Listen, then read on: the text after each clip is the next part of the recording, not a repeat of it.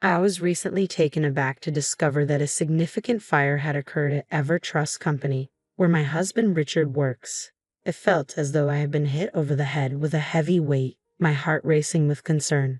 I quickly dialed Richard's number, fervently hoping he was unharmed. When the phone rang and his voice finally came through, a wave of relief washed over me. "Where are you? Are you safe?" I asked, my voice rising in volume from anxiety and relief. To my surprise, Richard responded with irritation, his tone sharp. "What's the matter with you? You're so loud. I'm at work. Don't call me while I'm working." He abruptly hung up, leaving me confused and unsettled. While he didn't appear to be directly involved in the fire, his dismissive reaction was troubling. "My name is Sarah, and I'm 35 years old. Nursing is a significant part of my life. I married Richard 4 years ago, just as I was nearing the end of my 20s. We met through a mutual friend and quickly connected, leading to what I thought was a blissful marriage. We'd been living in company housing provided by his employer. Despite not having children yet, I remain hopeful about building a happy family with Richard. He can be self-centered at times, but he's generally a kind and loving man who makes me feel secure. Recently, however, he seems overly preoccupied with work, often bringing tasks home even on his days off, which leaves him visibly exhausted. Richard's detachment has seeped into our evenings. After dinner, he often slumps on the sofa, ostensibly watching TV, but he's mostly fixated on his phone, using the television as mere background noise. Whenever I try to engage him in conversation, his responses are brief, typically just a "yeah" or an "oh," which makes me question whether I've done something to upset him. This recent shift in his behavior is puzzling and concerning. Choosing to believe that Richard is simply overwhelmed by his demanding job, I decided to help ease his burden. I committed to making sure he had a warm lunch and a hearty dinner waiting for him every day, preparing nutritious meals to support him through his long days. Just as I was settling into this routine, an unexpected change threw everything into disarray. A colleague called the day before, asking if I could swap my night shift for a day shift. This sudden change meant I would be home in the evening, and I planned to inform Richard about it amid the chaos of my new schedule. I managed to email Richard about the shift change on the day itself, letting him know not to worry about dinner since I would prepare it once I got home. Strangely, I didn't receive a response. I figured he was swamped with work, so I focused on my duties. Even after my shift ended, there was still no word from him. This was unusual. Richard typically replied promptly to my messages during his breaks, often using emojis to keep the tone light. But this time, he had only read my message and didn't respond. I began to wonder if he was buried under work or if this silence signaled something more concerning. A shift that can sometimes happen after years of marriage. Feeling a bit down, I stopped at the supermarket on my way home. Despite the cold weather, I was determined to make a warm one-pot meal for us. I picked up all the necessary ingredients, ready to start cooking as soon as Richard walked through the door. However, he didn't come home at his usual time of 6 o'clock p.m. The hours dragged on, and by the time he finally arrived at 9 o'clock p.m., I felt a mix of relief and worry. As he entered, I greeted him, trying to keep the mood light. "Welcome back. You're home late. Did you have to work overtime?" I asked, my voice tinged with concern, hoping for a simple explanation. "Yeah, but did you really have to switch to day shift so suddenly?" Richard replied as he walked into the kitchen. I nodded, sensing the tension. "Yes, a coworker had an emergency, and I was late in telling you about the change," I explained. "I see. I guess you couldn't help it," he said, frustration creeping into his voice. "But it's a bit annoying that you only informed me today. I might have made plans to go out for a drink or something." "You're right. I'm sorry," I said, feeling the weight of his disappointment. I replied as I turned on the stove to heat the pot. "Oh, you haven't eaten yet." Richard noticed the setup. "No, I thought I'd wait for you," I said, hoping he'd appreciate the gesture.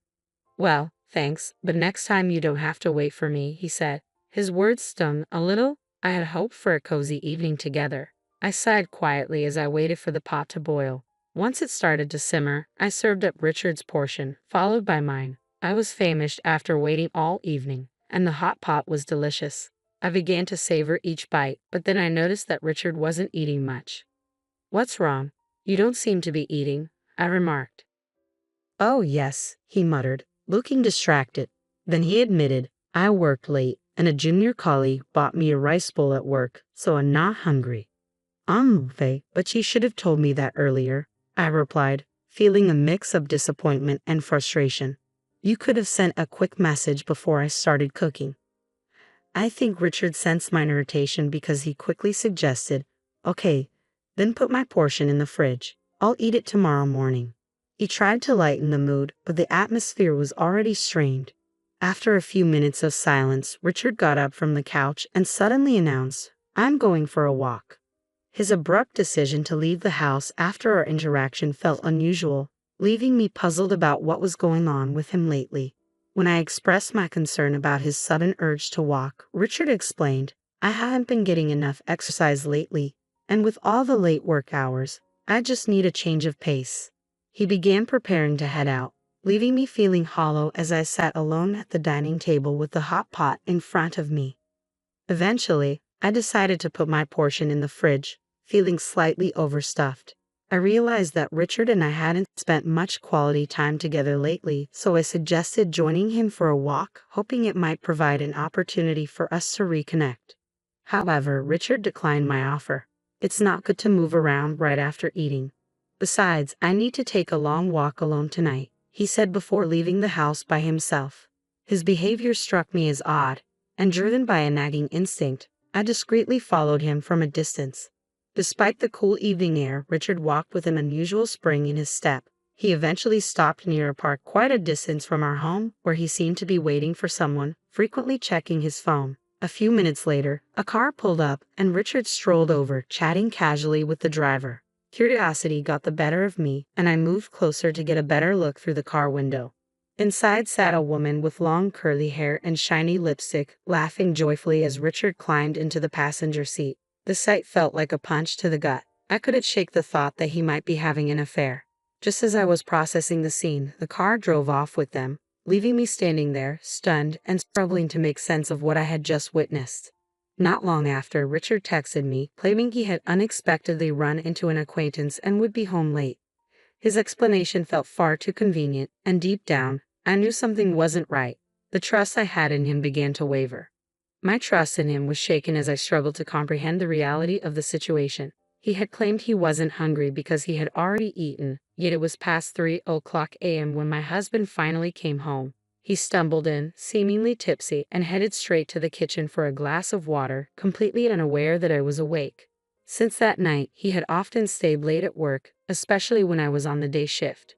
Synchronizing our days off had always been a challenge, but now it felt nearly impossible. Recently, he was not only working late but also putting in hours on what were supposed to be his days off.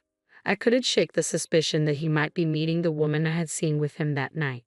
Driven by doubt, I began searching for detective agencies online. After some digging, I submitted an investigation request to the most reputable one I could find. I felt guilty for going behind his back, but I reasoned that if the investigation cleared him, I could fully trust him again. Waiting for the results was excruciating. My husband remained as reserved as ever, and every time I looked at him, the image of that woman haunted me. I was desperate for clarity. Then an unexpected event occurred. It was a busy Saturday at the hospital where I worked, and my husband was supposedly working on his day off. As I focused on my tasks, trying to push aside my personal issues, the distant sound of fire truck sirens caught my attention. The noise grew louder and more urgent, and soon it wasn't just one fire truck, but several speeding by. A sense of unease crept over me, turning into worry as two of my colleagues returned to the ward with grave expressions. They were discussing an emergency, a large fire nearby. You mean the fire? I asked, trying to catch up with their conversation. Yes, that's right, they confirmed. There's a major fire at EverTrust Company. The shock hit me like a physical blow. EverTrust Company was where my husband worked. An overwhelming sense of distress washed over me as I considered the danger he might be in. Learning that the fire was at EverTrust filled me with immediate dread. I quickly explained the situation to my colleagues and rushed to call Richard, hoping against hope that he was safe. Despite the recent tension between us, I always made sure to see him off each morning, and now I dialed his number with a heavy heart, praying fervently that he hadn't been caught in the blaze. The phone rang, and when Richard's voice finally came through, it momentarily lifted my spirits. Hello, Richard. Are you safe? I asked, my voice louder than intended with relief. Instead of the reassurance I craved, his response was curt and irritated. What's the matter with you? You're talking so loud. I'm at work. Don't call me while I'm working. Then the call abruptly ended. Confusion and anger surged within me. There was a massive fire with trucks dispatched to the scene. It was impossible for him to be working normally under those circumstances. His cold demeanor and strange response made me question whether he had even gone to work at all or if something else was happening. As my worry for his safety morphed into suspicion about his fidelity, I couldn't shake the thought of all those mornings I had seen him off. Was he using that time to meet someone else? By the time I reached home, my mind was made up. I needed to leave and start anew. As I began packing my belongings, I felt a mix of determination and sadness.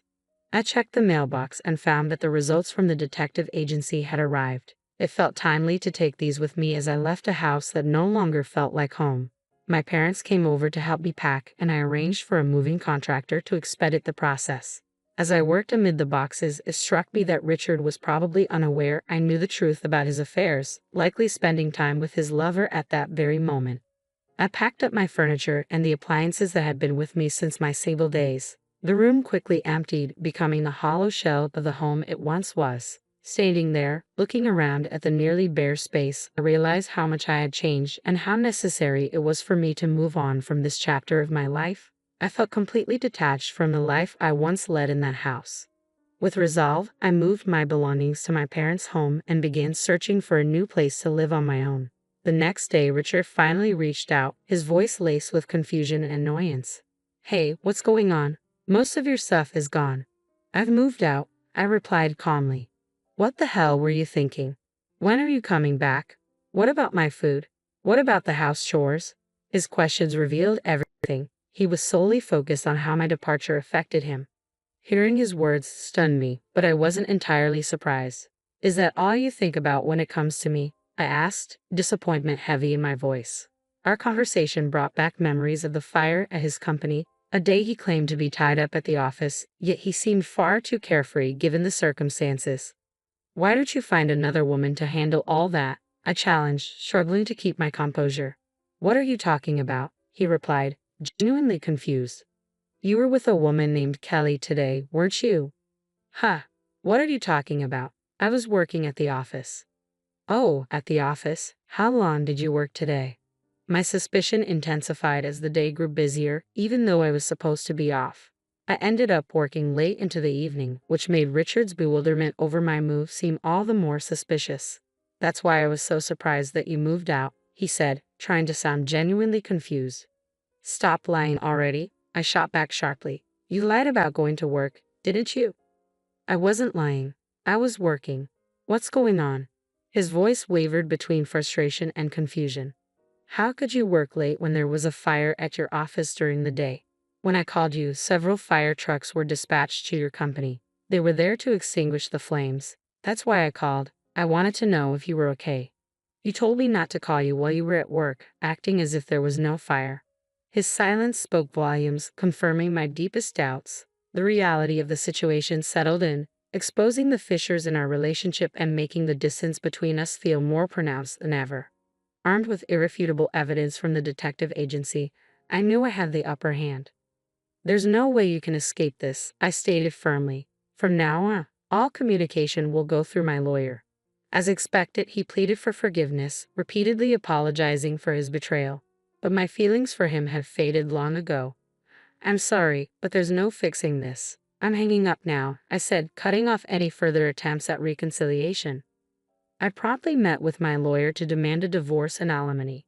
With solid evidence in hand, the proceedings moved swiftly, and the divorce was finalized. Richard, along with his accomplice from work, a junior colleague, was ordered to pay a significant amount in alimony. Their affair not only had personal repercussions but professional ones as well. Once the news spread throughout the company, especially under the dramatic circumstances of the fire, it sparked widespread disdain among their peers. Both Richard and his affair partner faced cold stares and harsh judgments, a social penalty that visibly embarrassed them. Meanwhile, I settled into a new apartment, embracing my independence. The stability of my nursing career provided me with comfort, allowing me to take things slowly without rushing into another relationship. I reveled in my newfound solitude, appreciating the peace that came with it. Discovering my husband's affair, especially amidst the chaos of the fire, felt like a harsh twist of fate, yet it expedited the inevitable consequences he deserved.